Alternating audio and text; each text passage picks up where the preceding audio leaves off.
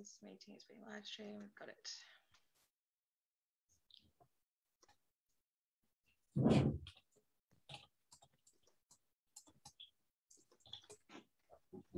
So hello people, if you can see us, that's fantastic.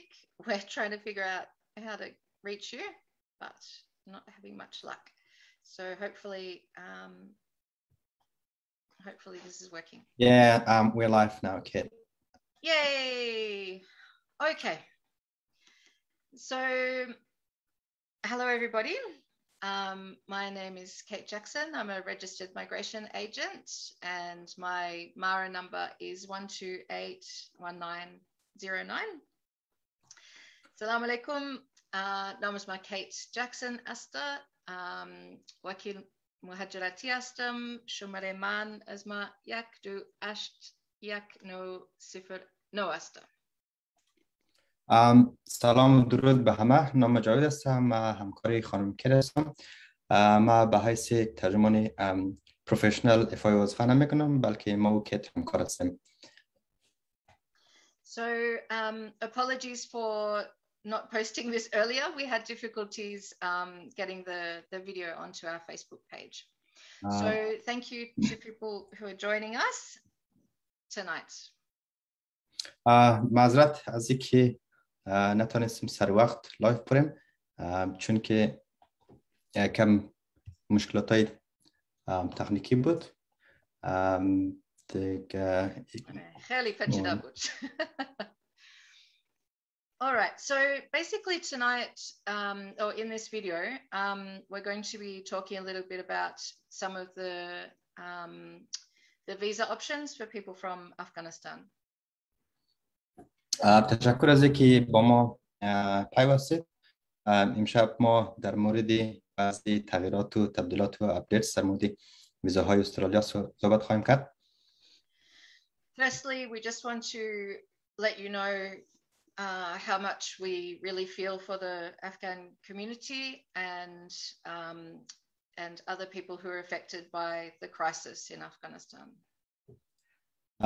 اولا احساسی همدردی میکنیم. دیگه خبر هستیم واقعا که کشور وطن ما افغانستان به این حالت افتادن دیگه و ما همشریکی میکنیم برای همه ملت افغانستان و میدانیم که کل هموطنای ما دیگه شبا خواب ندارن، دیگه ناراحت هستن به خاطر از اینکه کشور دیگه وضع افتاده. So we've been doing everything we can to try and help people to get up-to-date information.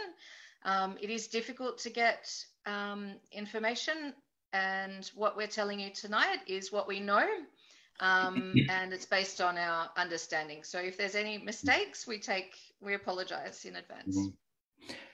تحولاتی که در افغانستان آمده خود شما در جریان هستین که یک دفعه آمد، ناگهانی آمده و از همون خاطر تغییرات در سیستم پالیسی و مهاجرتی استرالیا همچنان یک دفعه آمدن و خیلی همه چیز کم کم اپدیت میشن. دیگه ما تا حالا هر قدر اپدیتی که از طرف اداره مهاجرت یا دولت شده امونا را برای شما میگیم امشب. So the first thing is that there's part of the Australian government, one of the departments is called the Department of Foreign Affairs and Trade. So they have been trying to assist Afghan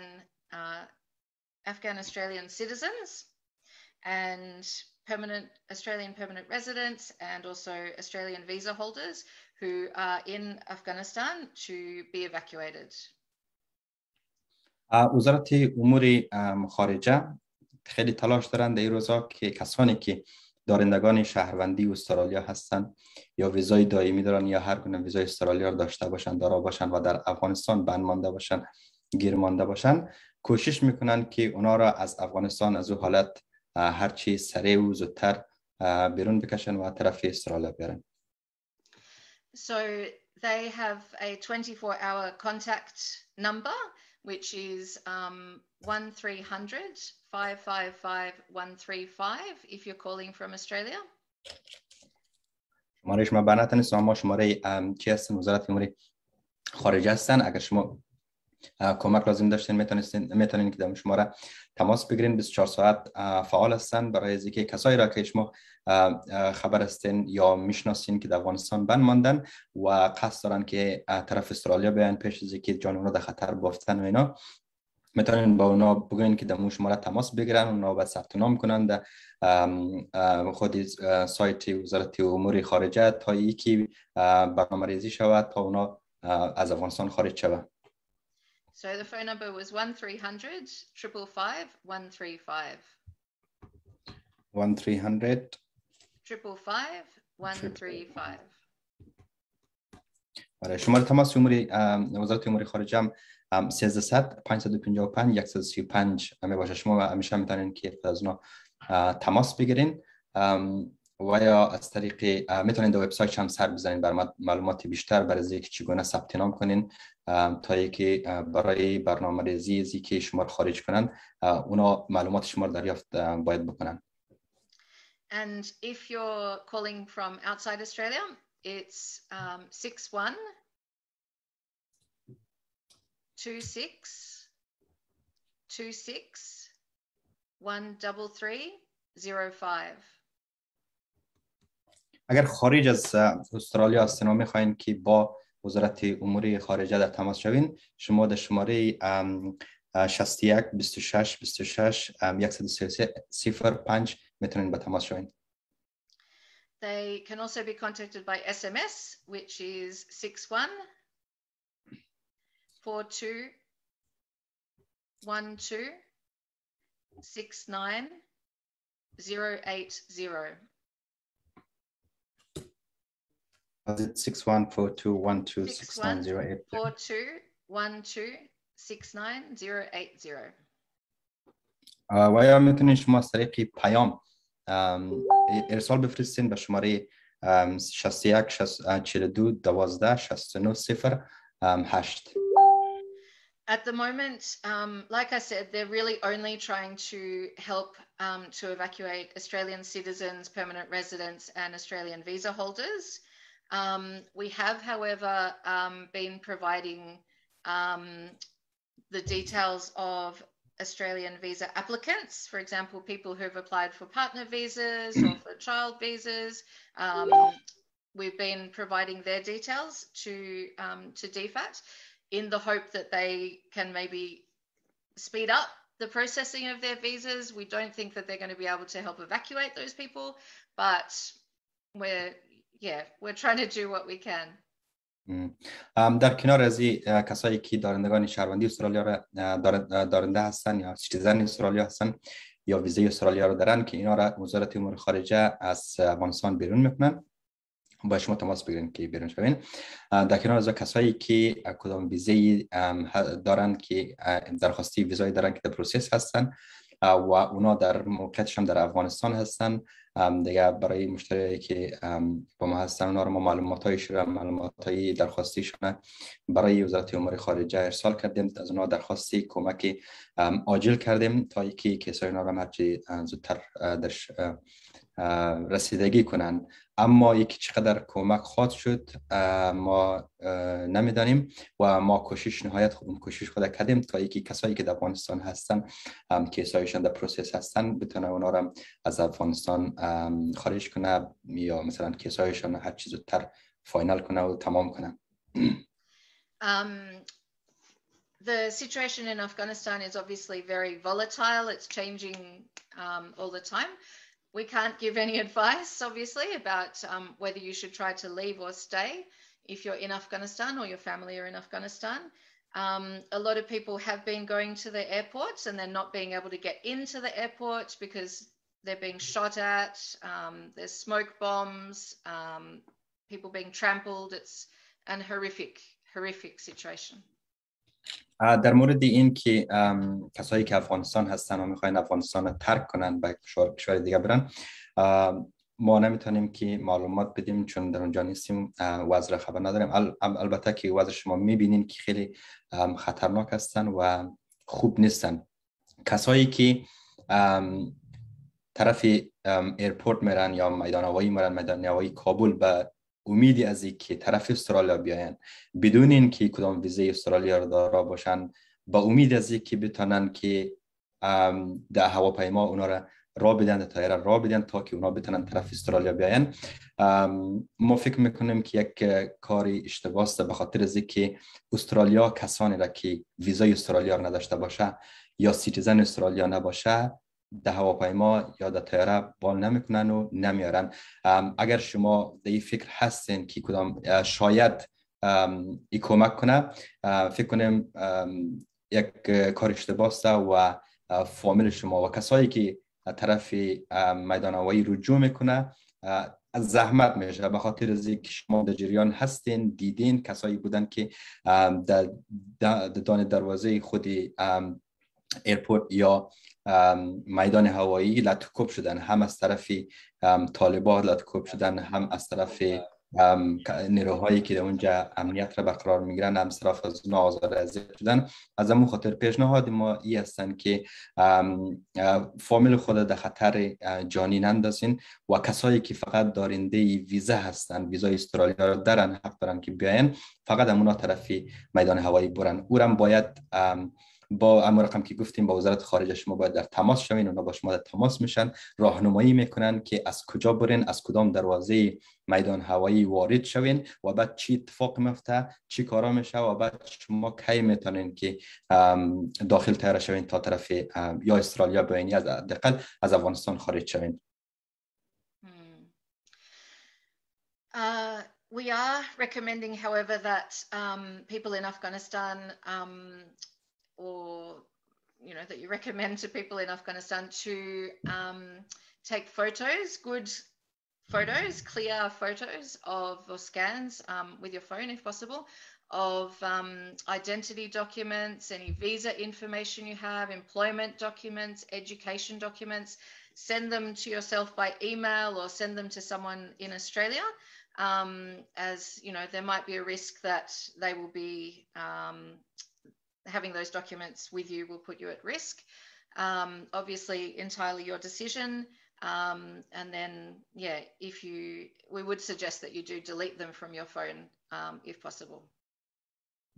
اگر شما قصد خارج شدن از کشور دارین، برای امنیت جانی خودتان هر قدر مدارک دارین، مدارک تحصیلیتان، مدارک تجربه کاری یا کارتان، امپلایمنت باشن یا هر مدارک که باشه، اونا رو اگر اسکن کنین، اگر دسترسی دارین به اسکنر یا پرینتر یا با موبایل میتونین اسکن کنین یا عکسای تمیز بگیرین، اونا رو سیو کنین پیش خود یا مثلا در ایمیل خود بفرستین یا در ایمیل رفیقات یا فامیل بفرستین تا که برای شما اونجا سیو باشه. اما خودی مدارک را میتونین از موبایل خود اگر کلا دیلیت و پاک کنین خوبتر است و خودی مدارک را با خود نگیرین تا اینکه شما جان شما رو در خطر نندازن اگر هر وقت میخواین که از افغانستان خارج شوین.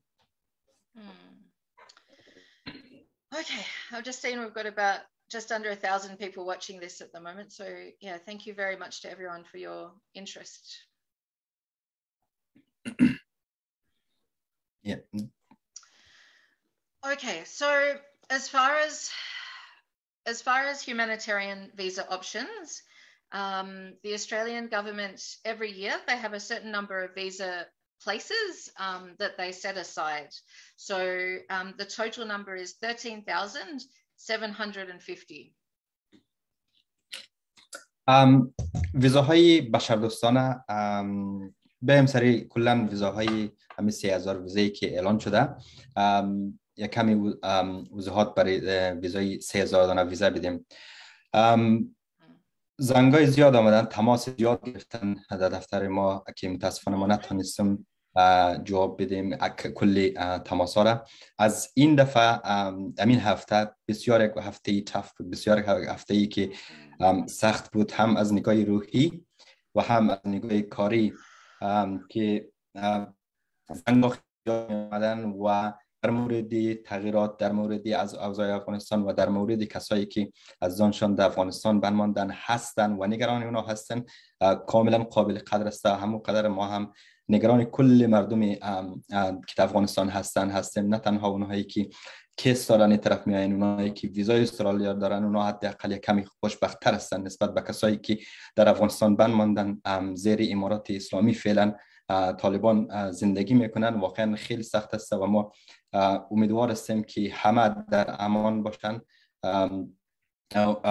این 3000 ویزایی که پریروز فکر کنم بود که اعلان شد از طرف پرایم منیستر استرالیا اسکات موریسون، 3000 ویزای هیومانیتریان یا بشردوستانه را تخصص دادن برای افغانیا.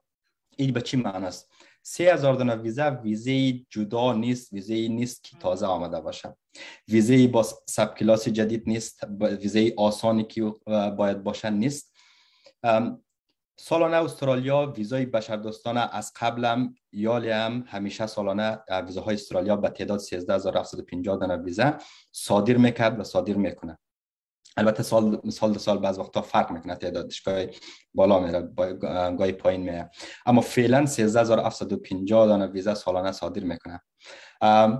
برای مهاجرین هستن، برای مهاجرین هستن که از کشور خود، از مهاجرینی که از کشور جنگ زده هستن و در کشور دوم یا سوم اونجا پناهجو هستن. مثلا برای کشور برای افغانیا هستن که در دیگه کشورها مثلا اونا رفتن مهاجر هستن، پناهجو هستن. برای کسایی که اتباع سوریه هستن، عراق هستن، مرقم از اتیوپیا هستن، کشورهای آفریقایی، سودان هستن، چندین کشورهای جنگ زده، اینا که مهاجر شدن، اینمی استرالیا سالانه 13750 دانه ویزا برای ازنا صادر مونه.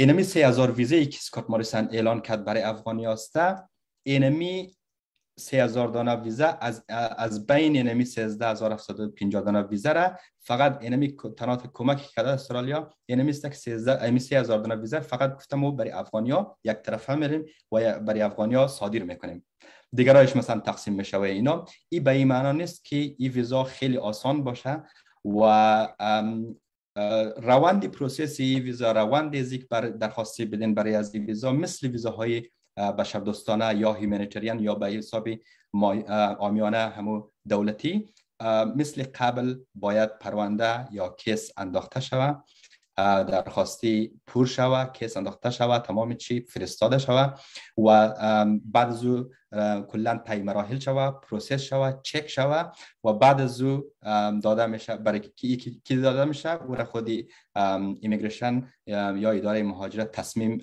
میگیره در این مورد. کلا این به این معنی نیست که اکثریت کسایی که خصوصا در خارج از استرالیا هستن، مثلا در افغانستان هستن، به این باور هستن، البته بعضیا که ما تماس گرفتن اینا به این باور هستن که فقط میگه برای 3000 دانه ویزا ما چطور ثبت نام کنیم که هر چه زودتر بگیریم. مثلا فکر میکنن فقط ثبت نام است، نام خود نوشته کنین یا مثلا کمی جزئیات در وبسایت نوشته کنین، صباح دیگه صبحش یا یک هفته بعدش ویزا میاد. نه خیر، همچین چیزی نیست. اون طی مراحلی که ویزاهای هیومانیتریان قبلا میشد باید کیس انداخته شود و پروسس شود و اینا چک میکنن که برای کی اولویت بدن. اولویتی از این ویزاهای هیومانیتریان یا بشردوستانه برای کسایی داده میشن که بیشتر از اهل اوناس هستن یا خانما هستن، خصوصا خانمایی که به سرپرست هستن، مهاجر هستن، در کشور دومی رفتن و برای اطفالی که زیر سن باشن بر از نوع اولویت داده میشن، اونا در اول قرار میگیرن و برای کسایی که از اقوام ماینورتی باشن مثل هزاره ها بر از نام اولویت داده میشن. اما در بین اینا بازم رقابت هایی هستن وجود دارن که برای کی اولویت بدن بیشتر. کسایی که مثلا کیسایش قوی تر باشه در اولویت قرار میگیرن، کسایی که از استرالیا اسپانسر دارن یا پروپوزر دارن که اونا را میخواین اسپانسر کنن. رابطه فامیلی اسپانسر کسی که در استرالیا هستن با متقاضیانی که در خارج از استرالیا هستن میخواین بیان، رابطه از اینا هرچی رابطه فامیلی نزدیکتر شده برن، چانسی موفقیت بیشتر شده برن، یعنی به اولویت قرار میگیرن. مثلا اگر کسی بخواین که از طریق برادر خود اسپانسر شود، چانسش به مراتب بیشتر از اینه که کسی از طرف بچه کاکای خود یا بچه مامای خود یا رفیق خود اسپانسر شود. اینا چیزایی هستن که روی جزئیات دیگه هم دارن که او را نمیشه در اینجا گفت. وقتی که کیس انداخته میشه باید او را در نظر گرفت و رویش کار کرد. و فقط پیشنهاد برای شما میکنیم کسایی که در خارج از استرالیا هستن. اگر اسپانسر دارین در استرالیا از طرف اسپانسر شوین، چانس شما بیشتر هستن. So just to go into a little bit more detail now about the different visa types. So the subclasses, there's in the refugee and humanitarian category, it's divided into different subclasses.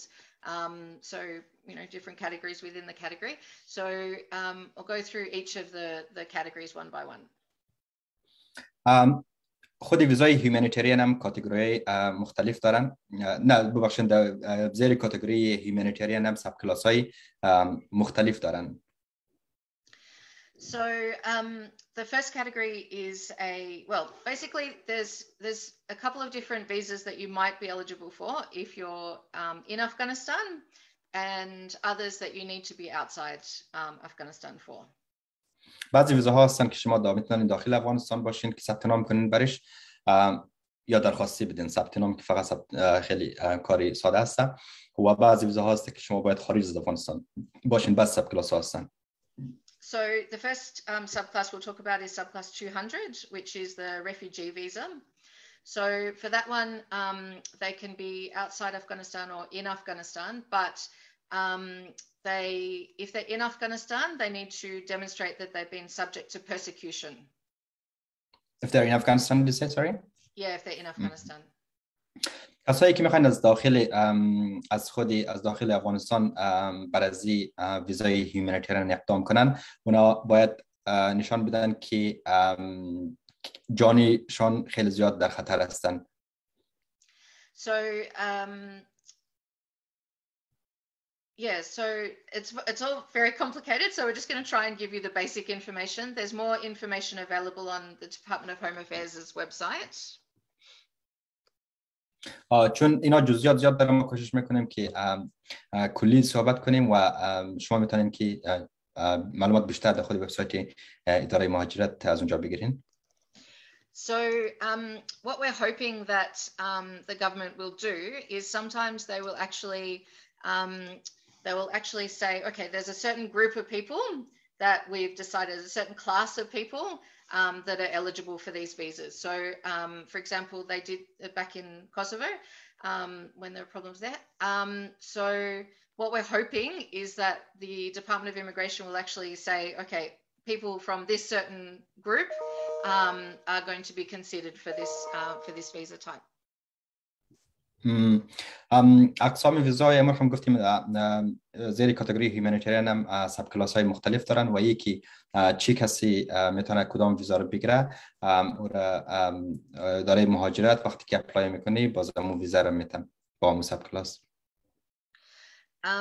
Nothing has been announced yet to the best of my knowledge, but we're hoping that with a lot of advocacy, hopefully the government will do this. تا حالی کدام چیزی اعلان نشده، اما با حمایت از کسایی که مدافعین هستن، فعالان هستن، امیدوار هستم که کمک بیشتری بتونن دولت بکنن. So for the other option, the other way to get a subclass 200 visa, if you are the immediate family member of someone who's already got a subclass 200 visa and they come to Australia and then put in an application to propose you to come within the first 5 years of them living here. و ویزای 200 را کسایی هم میتونن بگیرن که کسایی که فامیل اولشون باز در استرالیا با ویزای 200 آمدن و اونا را زیر همون سب کلاس دعوت میکنن، فامیل خودن. Okay, the next category is subclass 201, which is called in-country special humanitarian.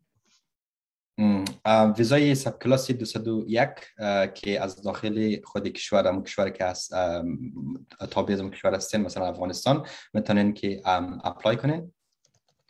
So these visas are usually for people who have been working with the Australian Defence Forces, so with or the Australian Federal Police or the Department of Foreign Affairs or AusAid.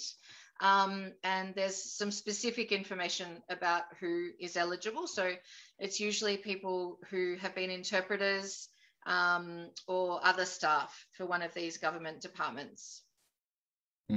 این ویزای ساب کلاس 201 بیشتر برای کسایی داده میشن که میتونن از داخل افغانستان تقاضا کنن یا درخواستی بدن، کسایی که با دولت استرالیا همکاری داشته بودن، در هر بخش که همکاری داشته بودن، بر از اونا و جان از اونا بیشتر در خطر هستن. مثلا ترجمانایی که برای نیروهای استرالیایی ترجمانی کرده بودن در افغانستان و میتونن از خود افغانستان درخواستی بدن برای ویزای ساب کلاس 201. Or again, if one of your immediate family members has been granted a subclass 201 and then they've come to Australia, they can apply to sponsor you on a subclass 201 within the first 5 years after they come. And there's a priority process. و کسایی که با ویزای 201 آمدن در استرالیا، اونا میتونن در 5 سال اولی که در استرالیا هستن، در بین از این 5 سال میتونن که برای فامیلی اول خود همین ویزای 201 را تقاضا کنن یا درخواستی بدن برشون. Okay, the next subclass we'll talk about is subclass 202, which is the Global Special Humanitarian. Subclass دیگه از این کاتگوری ویزای humanitarian 202 است. So there's two main options for this. Either you can be sponsored through the community support program, which a lot of people are referring to as the Visa Chilazari. Or you can be sponsored or proposed by another individual or community group or whatever, but not through the program, not through the community support program.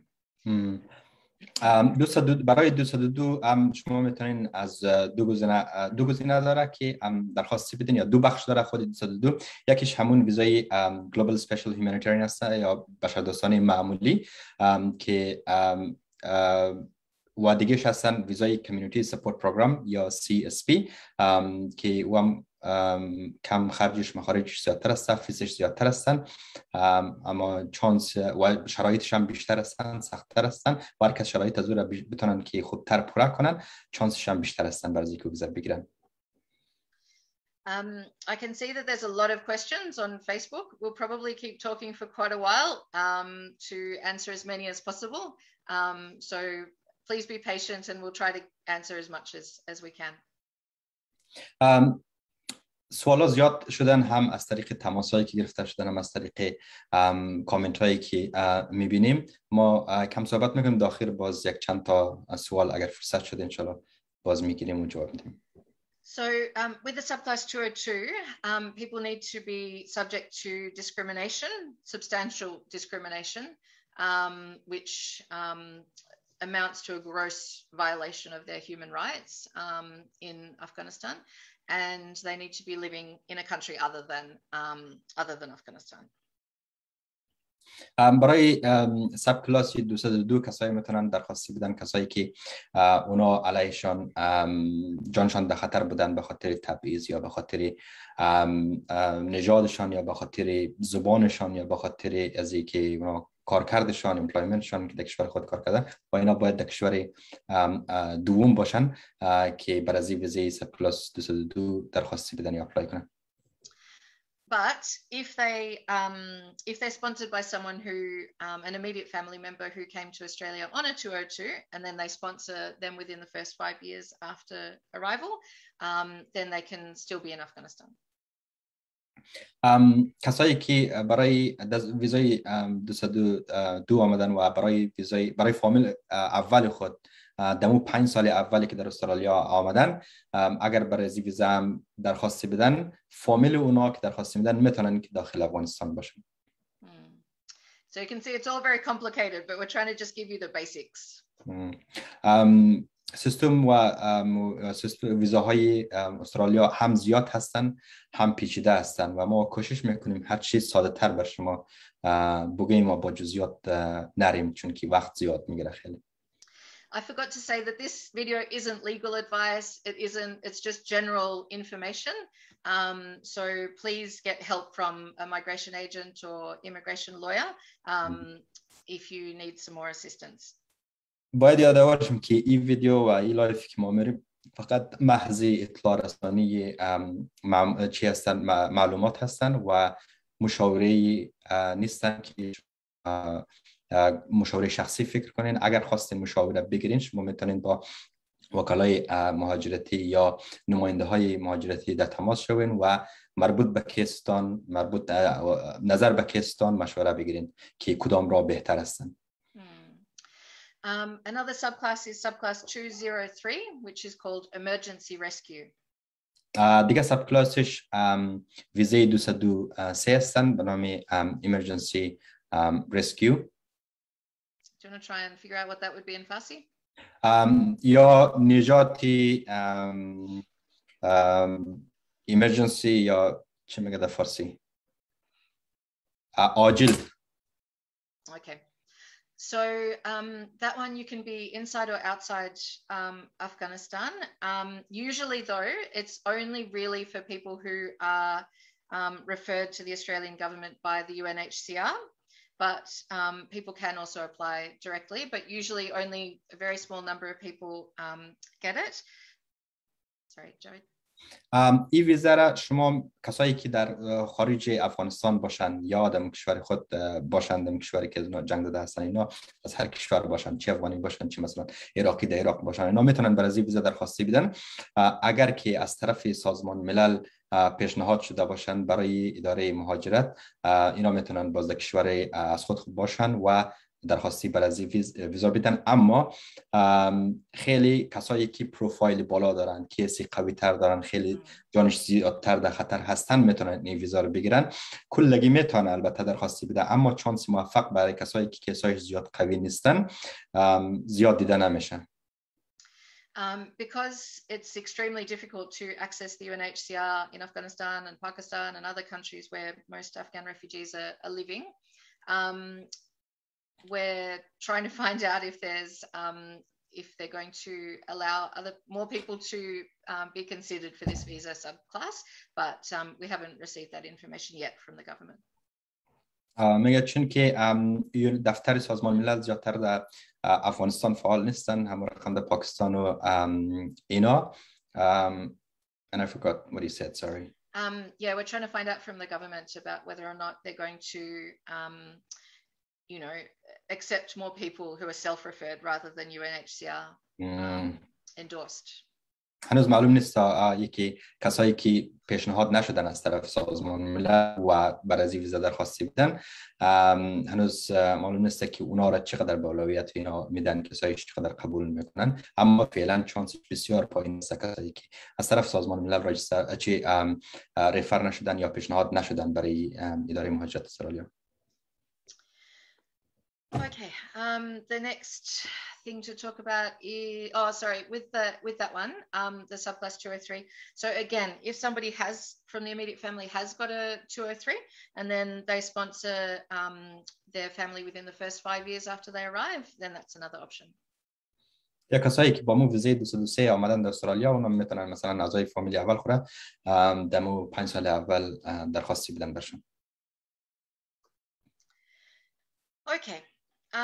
The next bit is subclass 204, which is called woman at risk. دیگه هم سب کلاسی 204 هستن یا women at risk یا زن در خطر. So this is for females who are subject to persecution or that are registered as being of concern with the UNHCR. اینا برای بیشتر خانمایی میشن که جانشان در خطر هستن در کشور خودشان و از طرف سازمان ملل اینا پروسس میشن یا پیشنهاد میشن. And this is for people who are outside Afghanistan, women who are outside Afghanistan. And the same thing, if someone has got a 204 and then they apply to sponsor their immediate family within 5 years post-arrival, then that's an option too, potentially. هم خارج از کشور درخواستی داده میشه برشان و همچنان کسایی که دارندگان ویزا هستن میتونن برای اعضای فامیل خود 5 سال اول درخواستی بدن. And if their husband goes missing and they're missing at the time that they put the application in and then later the husband is found, that should be okay for the wife potentially sponsoring them in the future. But if some people say that their husband's dead and then later they say that he's alive, and so there is a sponsorship bar, or they're blocked basically for applying to sponsor that person for 5 years. But that's again very complicated and something to actually get proper advice about if that's something to do with your circumstances. کسایی که فامیل اول خود دارندگان از ویزا هستن میتونن فامیل اول خود ما رو گفتیم اسپانسر میتونن. اما مثلا اگر که اونا وقتی که خودشان متقاضی بودن و کیسشون پروسس بودن در اون جریان یا شوهرشان مفقود بودن، بعد اینجا که آمدن اگر شوهرشان پیدا شده باشن میتونن از درخواستی بدن. اما کسایی که مثلا شوهرشان گفته که فوت شده بوده، بعد اینجا آمده دیده که شوهرش هست و میخواد درخواستی بده، بر از او یک چیزی هستن که باید شما نظر دمو شرایط خود باید پیش از اینکه اقدام کنین از وکلا یا نماینده های مهاجرت مشاوره بگیرین. Did you say about the 5-year block, Ben? و تا 5 سال هم اونا بلاک هستن یا نمیتونن که درخواستی بدن بر از اونا. Okay, so basically with humanitarian visas, if you've got a proposer or a sponsor, then the application is lodged in Australia. If you don't have a proposer or sponsor, then the application is usually lodged outside Australia at one of the embassies, Australian embassies. خلاصه این که برای ویزای هیومانیتریان یا بشردوستانه اگر شما موکل یا پروپوزر یا اسپانسر داخل استرالیا دارین، میتونن که اونا میتونن که داخل استرالیا برای شما اقدام کنن، اسپانسر کنن شما را. اگر که ندارین کدام کس را در استرالیا و خود شما میخواین از همونجا از داخل با خارج استرالیا اقدام کنین، میتونن که درخواستی خود به یکی از سفارتخانه‌های استرالیا خارج از کشور اونجا بفرستین. So usually for people overseas, so you could do the application, somebody in Australia or another country with access to printing facilities could potentially print the visa application and send it by post to an overseas embassy, for example, Amman in Jordan.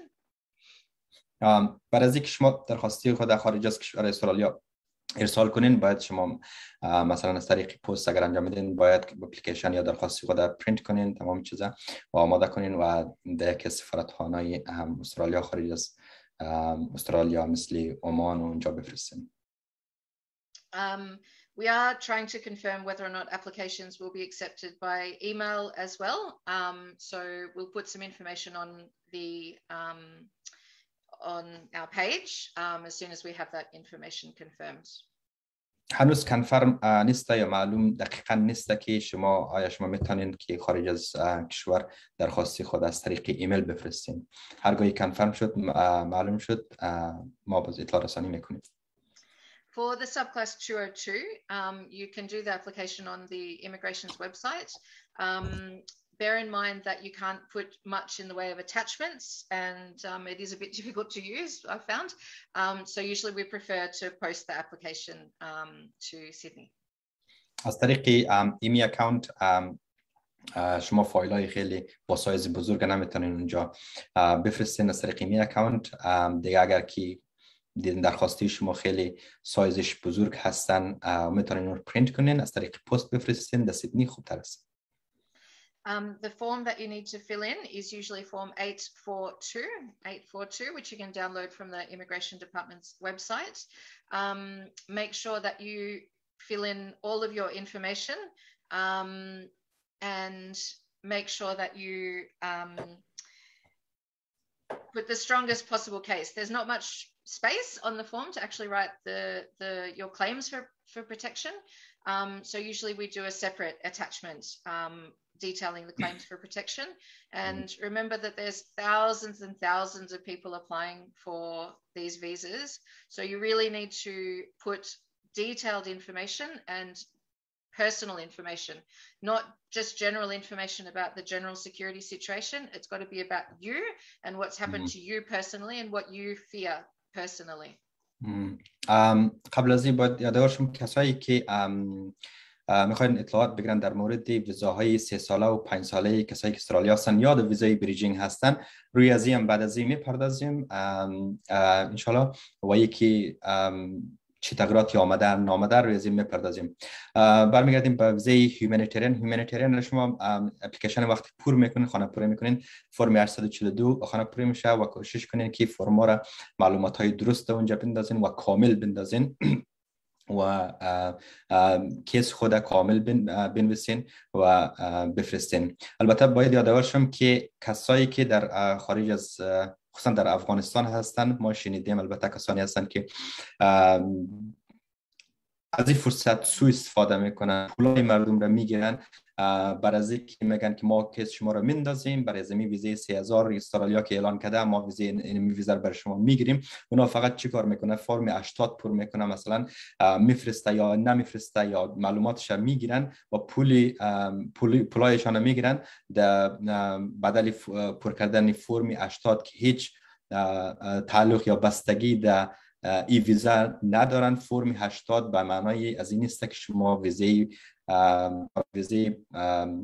هیومانیتریان یا بشردوستانه اقدام کنین. فرم 842 هست و هم باید درست پر شود. در اونجا خیلی سوالای زیاد هستن، معلومات زیاد هستن که او را به صورت کامل شما بفرستین. اینا فقط پیشنهاد میکنیم که شما از کسایی مشاوره بگیرین یا کمک بگیرین که کیس شما را پر کنه. کسایی که راجستر هستن، نماینده های مهاجرین و وکلایی که در استرالیا هستن مخصوصا و راجستر هستن، از اینا کمک بگیرین برای خانه‌پوری یا سوالایی که در مورد از اینا دارین. و کسایی که در افغانستان هستن، از اونا ما پیشنهاد میکنیم که کمک نگیرین، خوبتر است تا که پول شما هدر نره و یک فرم پر کردن در بدل یک فرم پر کردن او هم که مربوطی ویزای بشردوستانه نمیشه، از شما در بدل از پول بگیره. Yeah, so basically immigration, the Department of Home Affairs doesn't charge a fee for any of the refugee and humanitarian visas except if you apply through the community support program, and that's the very expensive one. برای ویزای Sorry. برای ویزای بشردوستانه دولت فیس نداره و فقط برای ویزای CSP که شما اگر بخواین اقدام کنین یا کمیونیتی سپورت پروگرام او فیس داره. Yeah, we didn't say much about the community support program, but that's basically like a refugee work visa or humanitarian work visa, really. So it's where people who are sponsored by someone here through the community support program comes to a job that's already lined up for them, and they're not eligible to get Centrelink for the first year. Yeah, we've got information in previous videos about that if you're interested in that. درباره ویزای کمیونیتی سپورت پروگرام لازم نمیدانیم که زیاد به جزئیات بپردازیم، به خاطر که در ویدیوهای قبلی پارسال یا پیرسال اینا در مورد از اطلاعات ما دادیم. اگر خواستین در ویزای برای ویزای کمیونیتی سپورت پروگرام معلومات بگیرین با جزئیاتش، میتونین به او ویدیوها بکنین یا به وبسایت خودی اداره مهاجرت رجوع کنین، در اونجا بخوانین که شرایطش چی هستن دقیقاً و چی کسی میتونه اسپانسر کنه، چقدر هزینه داره، چقدر وقت در بر میگیره. People are asking for the phone numbers again for DFAT. Later, after this video is finished, I'll put links to all of the things, or most of the things that we've talked about tonight. کسانی که شماره وزارت امور خارجه را میخواین، ما بعد از این ویدیو شماره ها را باز در پست میکنیم در صفحه فیسبوک.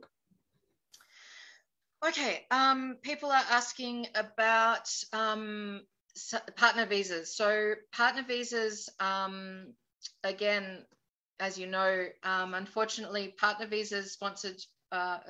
visas by applications. Sorry, I've got myself in a tangle there. Start again. People from Afghanistan who've applied for partner visas, so Afghan nationals, there were some statistics released recently that showed that the processing times are about double the times for most people from other countries. There is an inquiry into this. There's a lot of advocacy to try and get this to change. The partner visa system is fundamentally broken. But the government has said that it will try and prioritize applications by people who are Afghan nationals stuck in Afghanistan. ویزای پارتنرم سوال کردن بعضی کسا که معلومات بدین اینا. متاسفانه کسایی که از افغانستان مخصوصا کسایی که با کشتی آمدن اینجا یا بغیر از او هم البته کسایی که سیتیزن هستن یا قانونی آمدن هوایی آمدن برای پارتنر خود یا همسر خود درخواستی دادن، متاسفانه که خیلی طولانی شده پروسس درخواستی های پارتنر و تقریبا 2 برابر شدن. دیگه در مورد از این کارا زیادتر کسایی که در مثلا مدافعین هستن، فعالان هستن، وکلا هستن، نماینده های مهاجرین هستن، فعالیت زیاد وجود داره تا که برای از اینا رسیدگی شود، دادخواهی شود، تا که از اینا را زودتر در وقتی که حداقل ایمیگریشن گفتن اینقدر وقت در بر میگیره پروسس شود. We are hoping that Ministerial Direction 80 will be rescinded. That's the policy that means that applications that are sponsored by people who came by boat are pretty much on hold unless they provide evidence of compassionate and compelling circumstances, there's unreasonable delay, or they become an Australian citizen. So a lot of people are advocating for this policy to change. But there hasn't been any news yet from the government. کسایی که با کشتی آمدن، کسای فامیل خود انداختن یا درخواستی های فامیل خود انداختن، پارتنر ویزا انداختن، خب قانون امیر رقم بوده تا حالا که روی نوبت پروسس میشه. کسایی که وقتتر انداخته پروسس میشه و کسایی که سیتیزن نشدن دیرتر انداختن اونا کلا استاپ هستن تا وقتی که نوبتشون به پروسس شوه. از وقتی که ما قبل از این فعالیت وجود داشت و مخصوصا دمی هفته وقتی که کشور افغانستان، کشور ما به دست طالبان افتادک، فعالیت ها زیاد شد از طرف وکلای مهاجرین، نماینده های مهاجرین، مدافعین حقوق پناهجویان، فعالان اینا، تا ای که اینمی قانونی ایمیگریشن که به نام دایرکشن 80 یاد میشه ایرا بردارن و کلا پروسسش شروع کنن، دیگه منتظر از این نباشن که اینا سیتیزن شون، به خاطر از اینکه جان فامیلشان واقعا در خطر هستن، خصوصا کسایی که در افغانستان هستن و خیلی هم دیر شدن.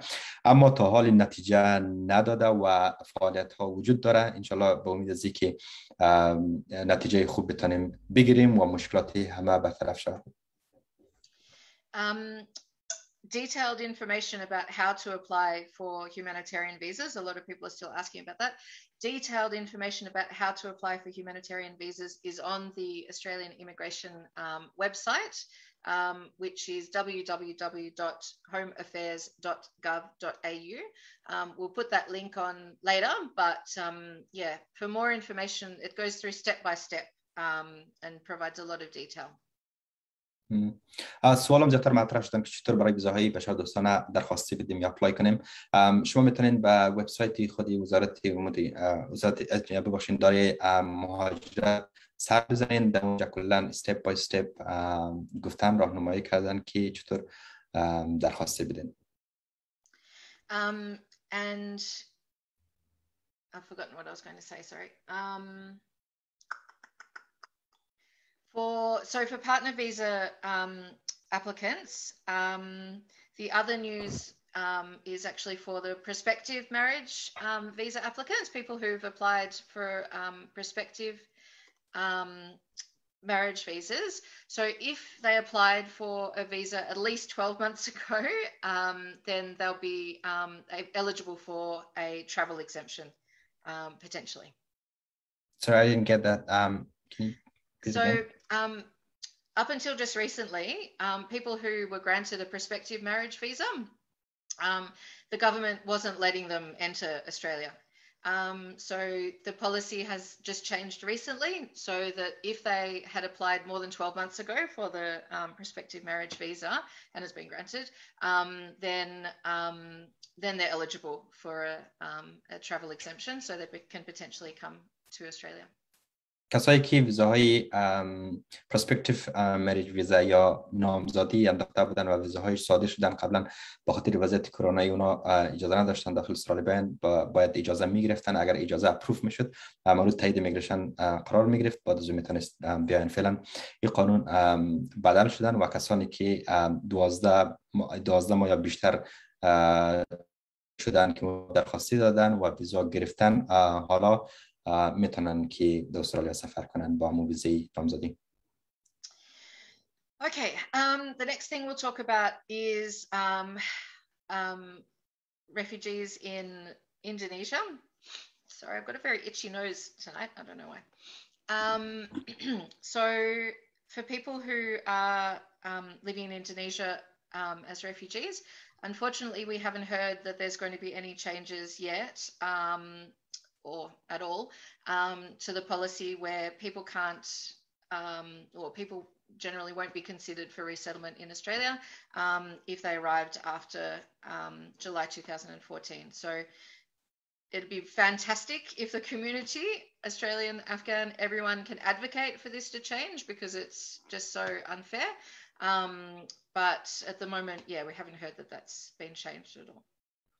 در مورد مهاجرین یا پناهجویانی که در اندونزی قرار دارن، خیلی سالای متمادی هستن که در اونجا انتظار هستن، واقعا برایشان سخت هستن، بدون کار، بدون حق تحصیل، بدون حق تعلیم، بدون کدام مصروفیت، واقعا خیلی سخت است. اما متاسفانه که تا حالا بازم کدام تغییراتی نامدن. دیگه کسایی که بعد از 14 جولای 2014 در اندونزی رفتن، استرالیا متاسفانه که گفتن که پروسس نمیکنیم و تا حالا معمول قانون مانده و برای از اینا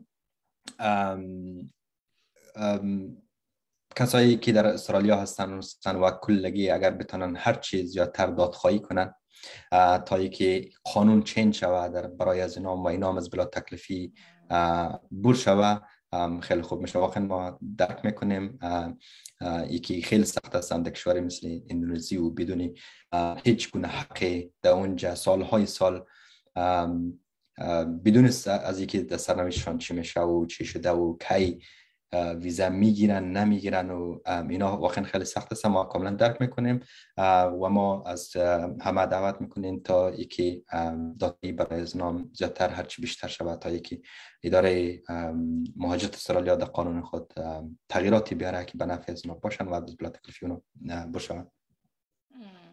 Sorry, we're jumping around a little bit, but I just wanted to say for people who've applied for partner visas, and their application is being actively processed, so it's not affected by Direction 80, then some people are applying for visitor visas. Look, the chance of success, is potentially very low, but some people are choosing to do this in the hope that they might be able to come to Australia and then wait for the partner visa to be processed here. Because the policy changed so that before if you applied overseas for a partner visa, then you had to be overseas when the visa was granted, and the same thing if you applied when you're in Australia, then you had to be in Australia when it was granted. But that policy has changed because of the COVID-19 pandemic. So again, it's something that you should talk to a migration agent or immigration lawyer about. Or get some advice about for your circumstances. کسایی که برای همسر خود ویزای سپاوز اپلای کردن یا درخواستی دادن که اونا متاسفانه پیشتر گفتیم که یکم طولانی شده، تقریبا 2 برابر وقت رو گرفتن با خاطر وضعیت کرونایی و اینا.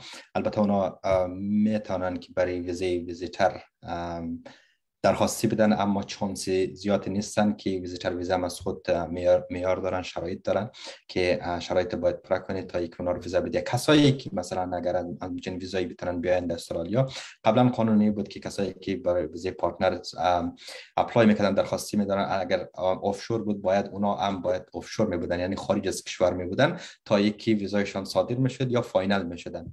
یا به خاطر وضعیت کرونایی قانون تغییر کرده که خوب شده، یعنی مثلا کسایی که قبلا در اونا اوورسیز بودن آفشور اپلیکیشن انداختن و درخواست دادن برای ویزای پارتنر و در ویزیتر ویزا اگر اینجا بیاین و میتونن تغییر بدن که امو ویزای درخواستی ویزای پارتنرشون در خود اونشور باشه یا داخل استرالیا پروسس شون. Okay, just to give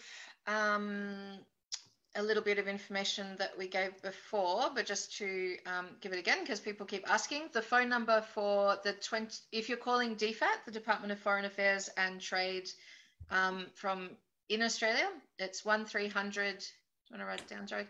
1300 555 135. That's 1300 555 135. If you're outside Australia, it's 6126 261 3305.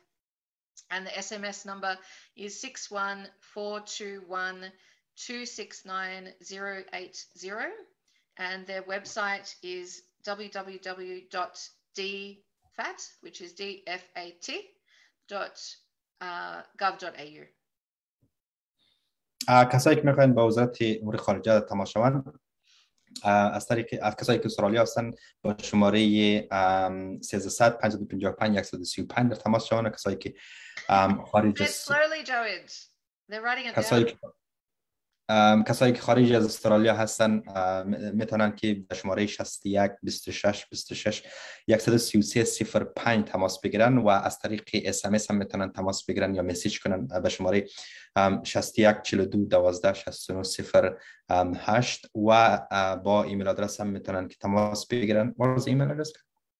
I was just saying the website is www.dfat.gov.au. شما میتونید به وبسایت وزارت امور خارجه هم تماس شوین، از اونجا معلومات زیادتر بگیرین. www.dfat.gov.au.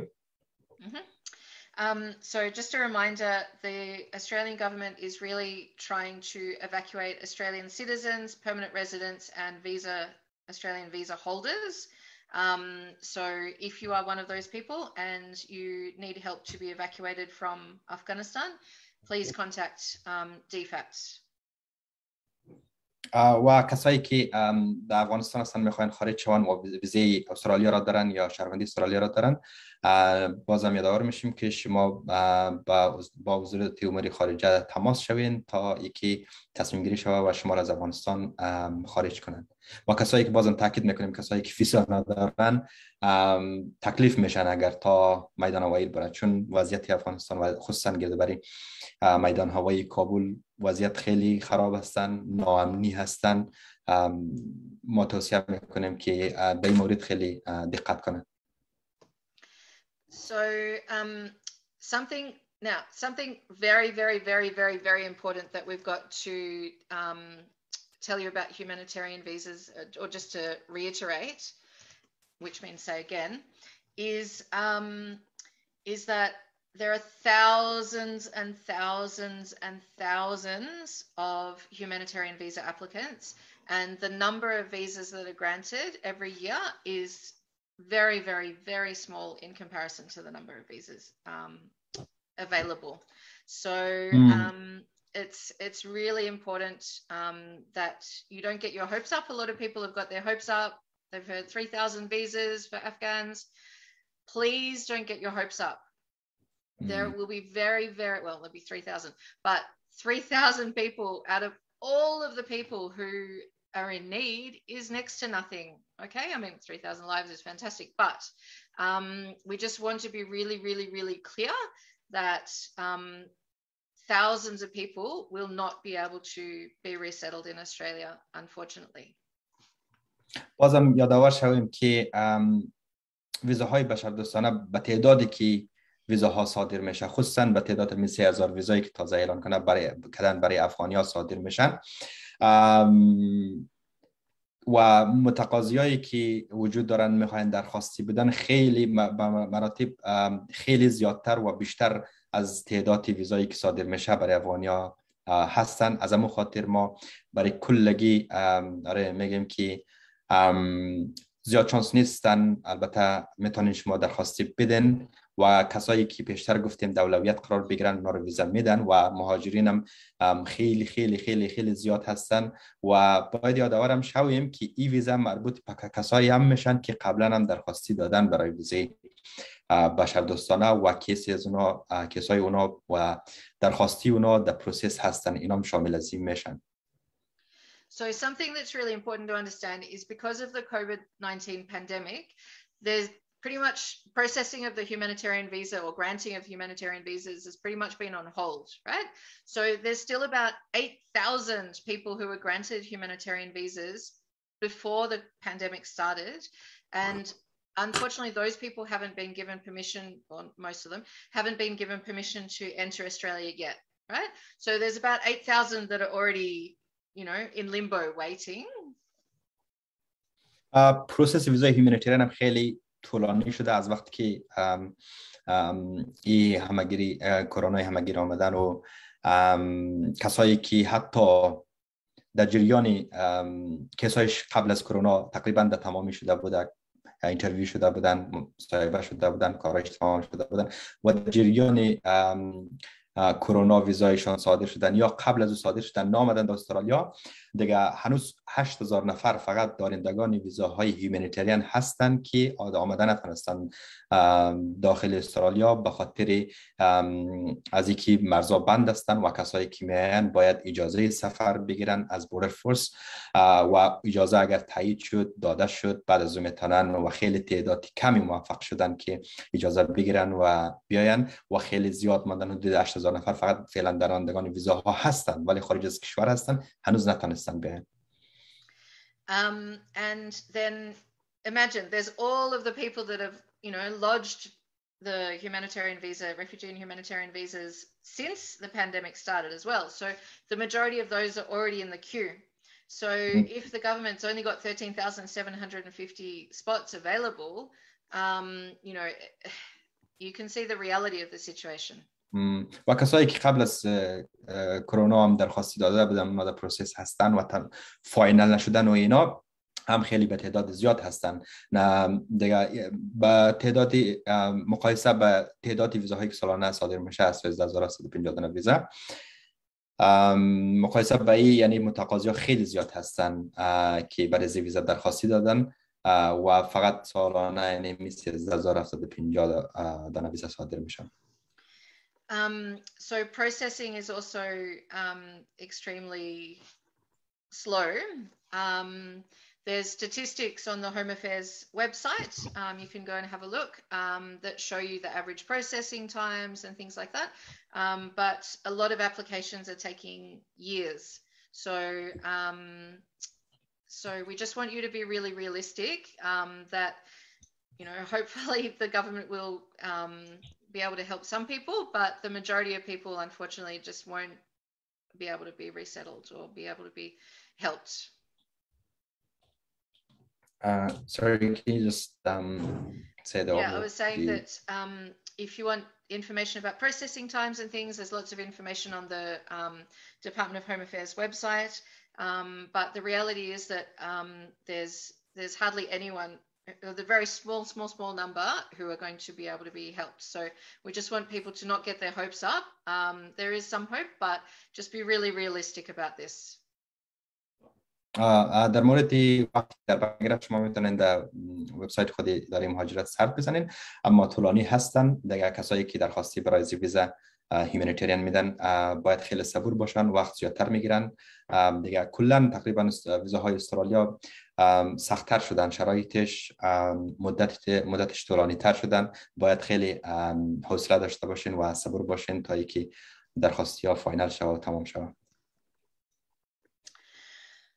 Okay, hopefully you're finding this interesting and useful, this information. We're sort of feeling like we're talking here. Can you say that please, Joey, just in case they don't understand? مگه که بخشی باشه که ما خیلی زیاد صحبت کردیم و صحبت میکنیم دیگه. Yeah, what if you keep it like as short as possible? All right, we'll keep it as short as possible. We're almost finished. So now let's talk about TPVs and Chevs. So usually there's about, I think it's around 3,000, just under 4,000 people who are still waiting for a decision on their first TPV or Chev application. در مورد کسایی که برای ویزای 3 ساله و 5 ساله درخواستی دادن، کسایی که استرالیا هستن با ویزای بریجینگ، کمتر از تعدادی 4,000 نفر ماندن که هنوز بلا تکلیف هستن یا کیسایشون در پروسس هستن، فاینال نشدن، یعنی حتی ویزای 3 ساله و 5 ساله را نتونستن بگیرن یا درخواستیشون فاینال نشدن و این ناظر پروسس هستن. So unfortunately, a lot of people are hoping that permanent visas will be given. Personally, I don't think the government will do that. This government will do that.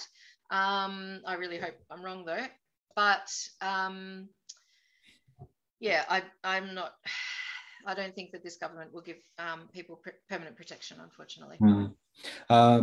پریروز اسکات موریسن اعلان کردن که البته از وقتی که خصوصا افغانستان به دست طالبان افتاد، اولی هفته روز یک شنبه بود فکر کنم، که بعد از او فعالیت ها شروع شد برای دادخواهی کسایی که یکی از کسایی که باید برایشون دادخواهی می شدن به خاطر وضعیت فعلی افغانستان، همین دارندگان ویزاهای 3 ساله و 5 ساله بود که خیلی دادخواهی زیاد شد که اینا را باید دولت ویزای پرمننت یا ویزای دائم بدن، اینا را از بلا تکلیفی بر کنن، ویزای 3 ساله را تمام کنن، 5 ساله را تمام کنن، کلا ویزاهای دائمی بدن و کسایی که ویزای بریجینگ داره اونا هم پروسس میشه ویزاهای دائمی بدن تا اینا بتونن که برای فامیل خود درخواست بدن و از فامیل خود بتونن که اسپانسر کنن.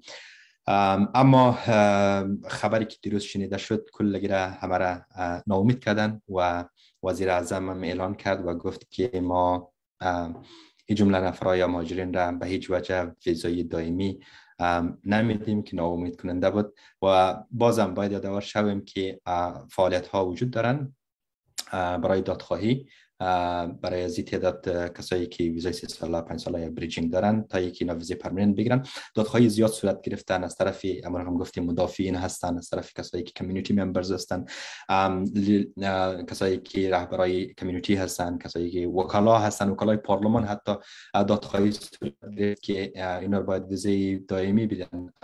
اما اسکات موریسن تا هنوز گفتن که نه ما نمیدیم. بازم اینا وجود جریان داره، فعالیت ها وجود جریان داره، دادخواهی ها جریان داره تا یکی ببینیم چی میشن. و یک چیز دیگه ای که دمی این هفته البته اکثریت زنگ زدن و گفتن که کسایی که به خاطر وضعیت فعلی افغانستان، کسایی که دارن ویزای 5 ساله و 3 ساله هستن اونا میتونن برای فامیل خود درخواست بدن. آیا حقیقت داره یا ما میخوایم که درخواست بدیم و اینا. باید یادآور شد که ویزای کسایی که ویزای موقتی دارن، چه ویزای 3 ساله باشه، 5 ساله پناهندگی باشه یا هر ویزای دیگه، اونا حقی اسپانسر کردن را ندارد برای هیچ کس، نه برای فامیل خود، نه برای فامیل اول خود، نه برای دوست خود، نه برای فامیل دوم، برای هیچ کس نمیتونن، چون خودشان بلا تکلیف هستن. به همون خاطر اینا نمیتونن که اسپانسر کنن. فقط کسایی که ویزای پرمننت دارن یا سیتیزن هستن میتونن کسی دیگر را اسپانسر کنن.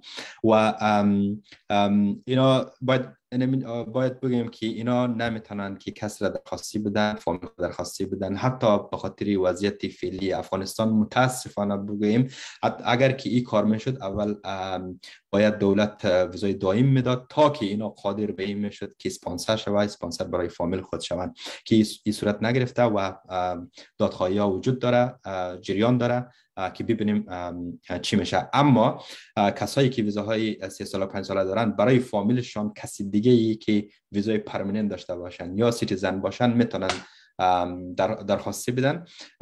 باز او هم جزئیات داره که برای کار شما باید با وکلای مهاجرت و نماینده های مهاجرت و مایگریشن ایجنت تماس بگیرین که چی شرایط داره، چی کسی باید درخواستی بده که چانسش زیادتر شوه و چی کسایی میتونه چانسش زیادتر باشه و کمتر شوه. ولی در کل به خاطر از اینکه ویزاهای 3 ساله دارن شوهرشان یا مثلا اینجا خانمشان ویزای 5 ساله دارن، اینمی خودش هم چانس موفقیت کیسای فامیلی یا درخواست‌های فامیلی بشردوستانه که انداخته میشه برای از اونا اینا پایین میبرن. میتونین بندازین، اما چانس موفقیت شما باید قبل از اینکه اقدام کنین با وکلا و مایگریشن ایجنت در تماس شوین و مشاوره بگیرین تا اینکه بهترین گزینه کدام است. البته برای از اونا میتونن که ویزای هیومانیتریان بندازن. خیلی ویزاهای دیگه وجود دارن که اونا کلا کاملا نمیتونن اسپانسر کنن، حتی ویزای کمیونیتی سپورت پروگرام نمیتونن بندازن کسی دیگه باشن که اسپانسر شون. دیگه هیومانیتریان میتونن بندازن، اما با چانس موفقیتی خیلی خیلی خیلی خیلی کم. So, what else did we want to talk about? So, for people who are on TPVs and SHEVs, we have a little bit of good news. So, sorry, just for people who are on a SHEV. So, people who are looking to meet the pathways, you know, how you need to work for 42 months in a regional area or other designated area. So we've been told by immigration that even if you do 1 day a month in that postcode in that area, that whole month can then count towards the time that you need to spend in those areas. کسایی که دارندگان ویزای 5 ساله هستن یا شف هستن، ما زیاد روی جزئیات نمی‌ریم که 3.5 سال در اطراف برن در اون پست‌کدایی که میگریشن گفتن قرار دادن در اونجا برن کار کنن، چی ویزاهایی را میتونن برش درخواستی بدن، چون قبلا در مورد از اینا صحبت شده یا شما میتونین معلومات از وبسایت بگیرین. فقط این که چیز جدیدی که اگر شما در 1 ماه 1 روز برین در مو پست‌کدی که ایمیگریشن قرار داده کار کنین، اونمو برای 1 ماه هم حساب میشه. و کسایی که یک سوالی دیگه ای که مطرح شده بود در مورد کسایی که ما قبل از تاریخ 13 آگوست 2012 آمدیم در استرالیا، اما ویزای 3 ساله و 5 ساله داریم، آیا ما میتونیم ویزای دائمی بگیریم یا میتونیم مثلا برای فامیل خود اقدام کنیم؟ که چندین بار سوال شده. جواب برای کسایی هستن که متاسفانه کسایی که قبل از 13 آگوست 2012 در استرالیا آمدن با قایق و کیسشون فاینال نشده بودن یا ویزا نگرفتن، اگر قبل از این تاریخ مثلا اونا درخواستیشون فاینال میشدن، به احتمال زیاد اونا ویزای پرمننت یا دائمی میگرفتن 866.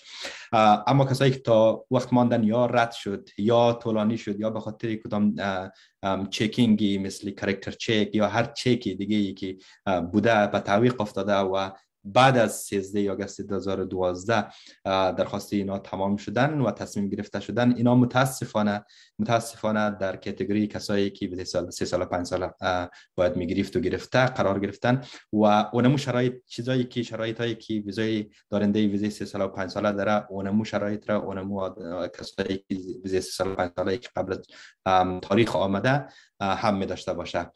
اینا متاسفانه نمیتونن برای رقم گفتیم ویزای موقت هر ویزای باشن نمیتونن کسی دیگه را اسپانسر کنن طرف خود.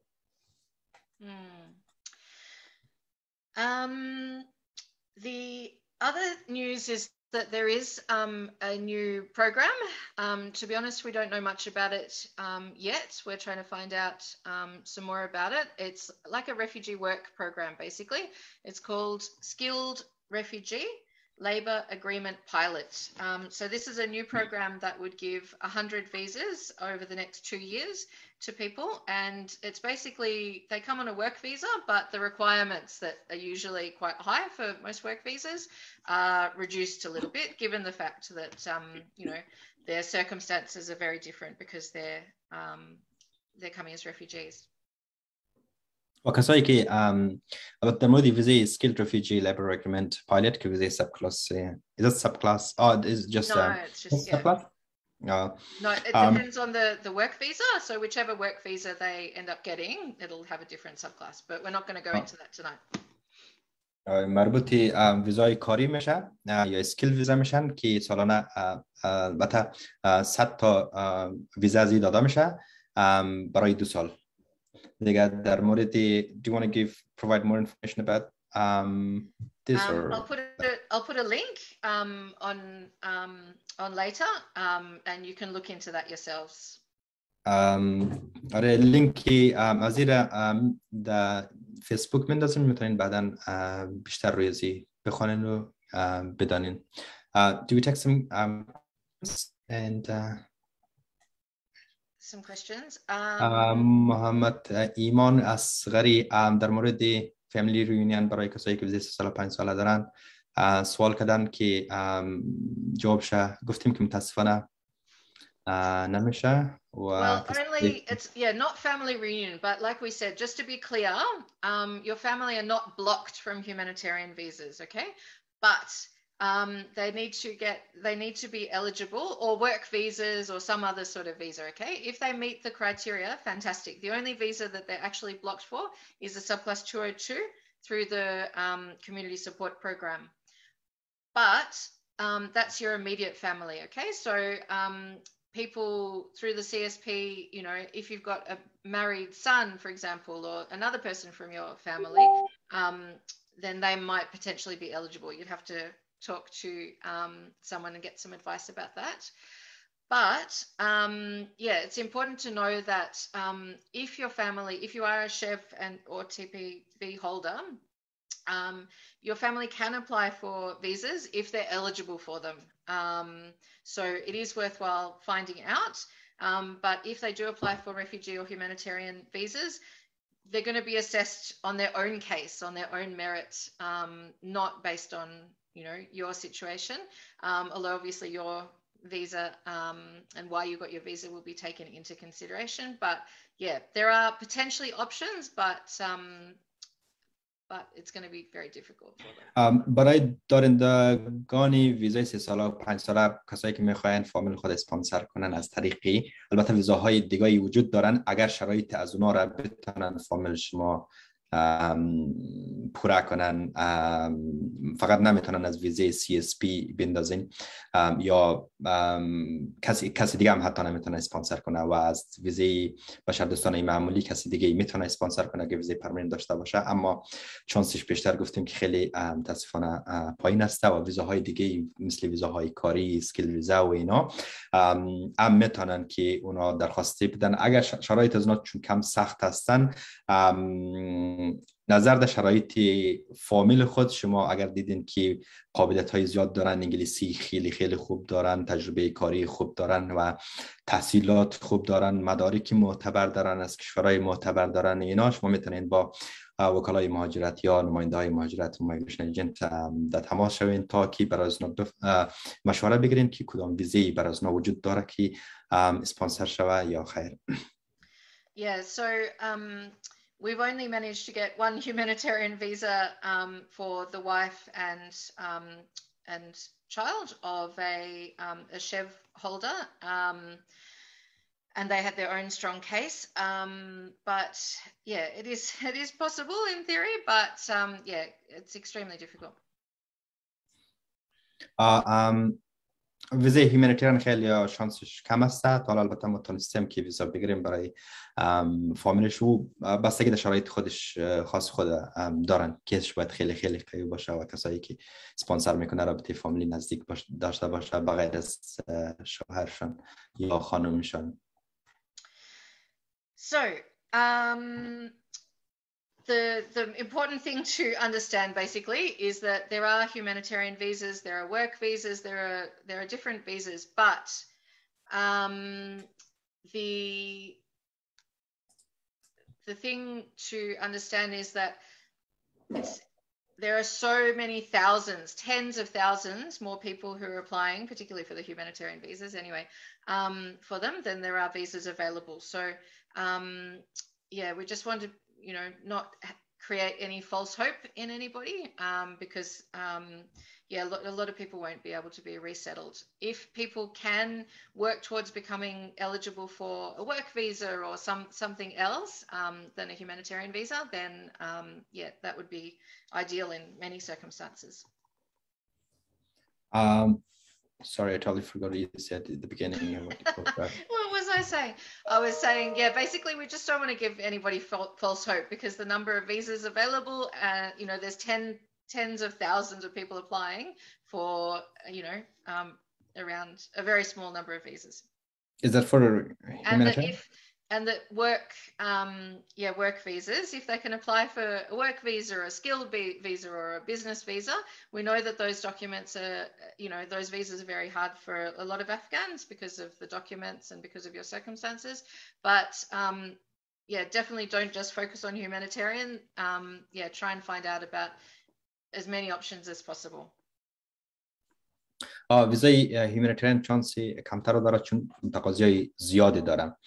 بعد شما اگر میخواین که در مورد دیگه ویزاها هم تلاش کنین و ببینین که اگر شرایطش فامیل شما شرایطی از اون ویزاها رو میتونه که پوره کنه از طریق بغیر از هیومانیتریان، چون تقاضا کنین داخل زیاد دارن و به تعدادی از که سالانه از ویزای هیومانیتریان صادر میشه متقاضی خیلی زیاد است و چانس بسیار کم است. یک نفر نام لیو سام پرسیدن در مورد direction 72. So direction 72 سام با direction 80 فعلا direction 80 است که چنج شده با direction 80 که پیشتر صحبت کردیم روی اونا در مورد کسایی که کسای فامیلشان در سر متاثر شدن از این و طولانی تر شدن. So, yeah, we recommend that if your family's partner visa application or the child visa or, you know, if that's been affected by Ministerial Direction 80, then we recommend you trying to request for the application to be reprioritized based on the circumstances in Afghanistan. If, yeah. Basically, get some advice from somebody about your particular circumstances. But if your family are in Afghanistan and they've been affected by this the recent events, obviously, then that might be potentially compassionate and compelling circumstances that might get the application actively processed. کسایی که درخواستی فامیلشان اسپاوز ویزا عدمی قانون دایرکشن 80 خوردن نظر به وضعیت فعلی افغانستان، شما با وکیل خود یا مایگریشن جن خود تماس کنید تا که بتونن بر شما دادخواهی کنن و کسایی که خصوصا در افغانستان هستن تا اینکه جانشون بیشتر بتونن زودتر از افغانستان خارج شوند. امور هم که ما گفتیم دادخواهی وجود دارن، فعالیت ها وجود دارن تا اینکه بتونیم برای اونا کمکی باشیم، اما یکی چقدر کمک میتونه شود امور بشه. Somebody was asking if a subclass 200 subclass 600 visitor visa converts to a permanent visa. No, you'd have to you'd have to be eligible for a permanent visa. That's not a pathway type visa. کسایی نفر سوال کردن از ویزای 600 که خودش تغییر میکنه به ویزای پرمننت و اینا. ویزای 600 هم ویزای ویزیتر ویزا است که اینجا که آمدن اونا باید ببینن که خودی ویزا تغییر نمیکنه برای کدام ویزای 5 ساله ببخشید ویزای پرمننت، اما باید شما ببینین که کدام ویزا رو میتونین برش اپلای کنین و چی شرطی داره خودی ویزیتر ویزایی که گرفتین، آیا کدام شرطی داره نداره نظر دهید. Okay, we're tired now. All right, so we hope that has been helpful for you. We know we haven't been able to answer all your questions, but we'll post this video on our page, and then you can watch it again. We'll also put some information on our website with some links for the things that we talked about. امیدوارم که مفید واقع شده باشه این لایف و پوزیش میخوایم از یکی سوالای کلگی را گرفته نتونستیم و جواب نتونستیم و بعض معلومات ها را ما در صفحه فیسبوک هم میمانیم. البته باید یادآور شویم بازم که به خاطر وضعیت فعلی افغانستان دادخواهی ها وجود دارن برای کل قشر مهاجرین، کسایی که ویزای 3 ساله دارن، 5 ساله دارن، کسایی که کیسای فامیلشون در پروسس هستن، فامیلشون در افغانستان هستن، در معرض خطر هستن، کسایی که در دیگه کشورها مهاجر هستن مثل اندونزی و مالزی و اینا. هرچی قانون آسان‌تر شوه و تا که اینا از بلا تکلیفی بور شون و در کشور در استرالیا البته هر چیز زودتر ساکن شوند. دادخواهی وجود دارد برای هر قشر مهاجرین تا که ببینیم که دولت فعلی استرالیا زیادتر خلاصه این که زیاد راضی نیستن زیاد کمک کنن مهاجرین را. شما در جریان هستین که آمریکا، کانادا خیلی کمک زیاد شد، اما اسکات موریسون خودش پریروز گفت ما به اورا نمیریم، ما کمک، خلاصه این گفت ما کمک نمیکنیم زیاد. فقط اون 3000 ویزا هم که بر شما توضیح دادیم که چیزی کمکی نیست. از او پیش هم مثلا ویزاهای هیومانیتریان اینا صادر میکردن، تعداد ویزای هیومانیتریان سالانه را زیاد نکردن، اونم فقط 3000 از بین اون تعداد 13750 دانه سالانه ویزا که سالانه صادر میکنن فقط اونها رو جدا کردن، گفتن ما مهاجرین افغانی رو میدیم. چندان کمک زیاد نیست، بازم دادخواهی وجود داره. به امید از اینکه تغییرات زیاد و خوبتر برای کل قشر مهاجرین صورت بگیره. So, thank you all for joining us. We hope that this information has been useful, and we sincerely hope that we sincerely hope the best for your community, because it's just heartbreaking what's happening, and we're doing the best we can to try and support you. آره، من نهایت کوشش خود میکنیم. نهایت کوشش خدا میکنیم انشالله که کلگی در امن باشن، در امان باشن، مخصوصا کسایی که در خارج در داخل افغانستان هستند در وضعیتی بسیار خطرناک وجود دارن. دیگه ببینیم که در امان باشین. خلاصه چیز گفتنی زیاد نداریم، کلگی درد داره، کلگی رنج داره به خاطر وضعیت فعلی افغانستان، به خاطر کل ملت افغانستان که یک دفعه خیانت صورت گرفت. تشکر از شما. شب خوش. Okay, خداحافظ. How do I end it, kid? Or from the Zoom or from the Facebook, in order not to be deleted? Oh, I'm not sure actually.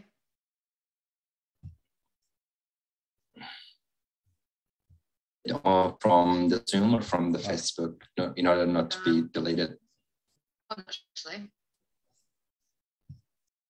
We'll just keep. All right, I will. We'll just keep from the Zoom or from the Facebook, on the here and all meeting. Hope.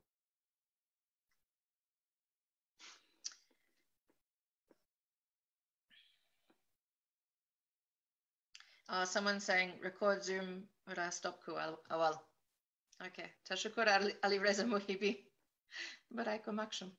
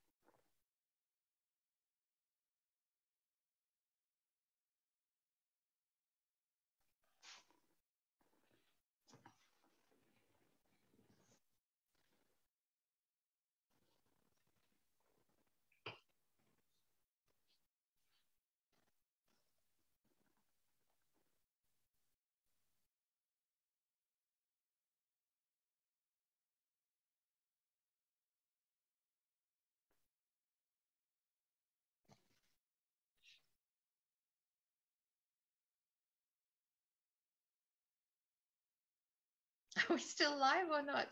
This will be very funny if I'm still sitting here talking to myself.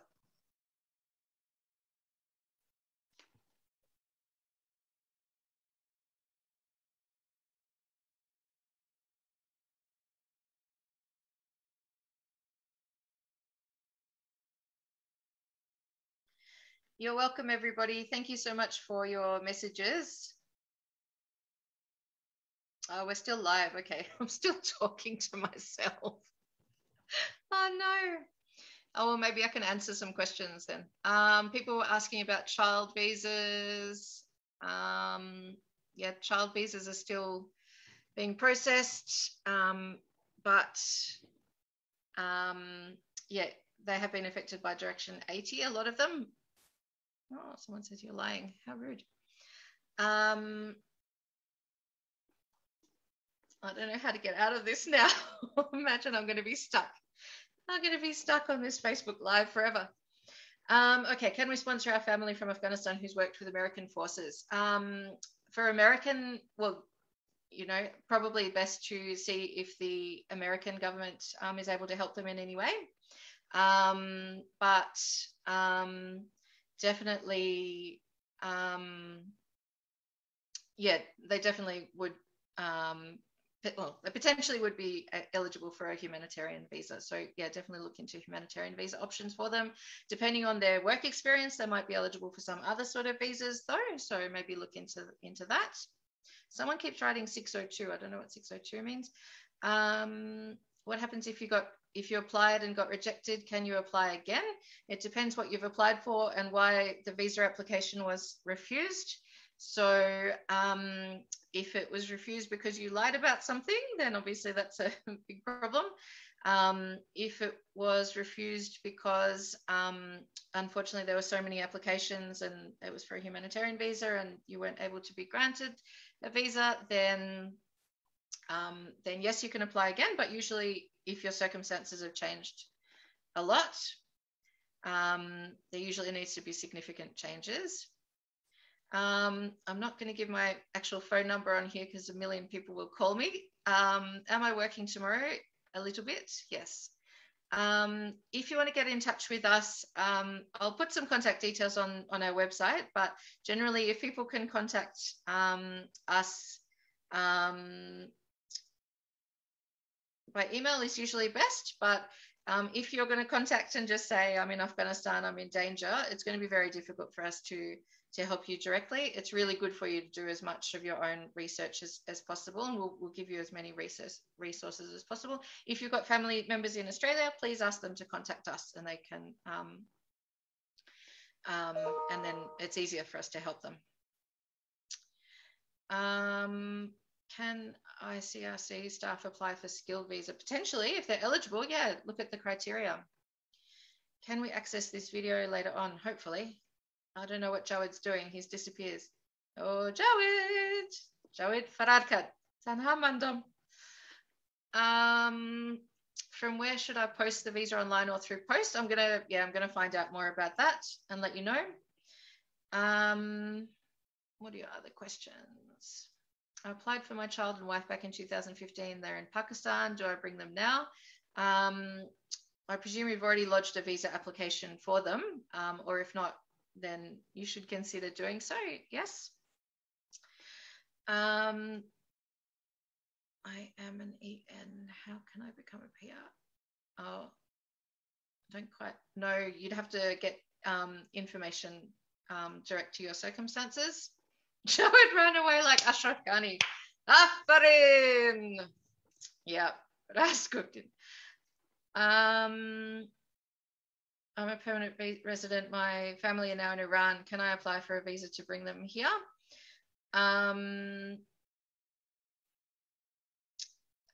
Potentially, if they're eligible. So you'd have to figure out which visa they're eligible for. Tanamandi, yes, I have. What else? He's left me here by myself. This is so funny. I used to work with ADF forces in Afghanistan and in Australia right now. How can we bring our families to Australia because of our families are in great danger? So yeah, contact the Australian Defence Forces, see what support they can provide. And then depending on which visa you came on, then you could potentially be able to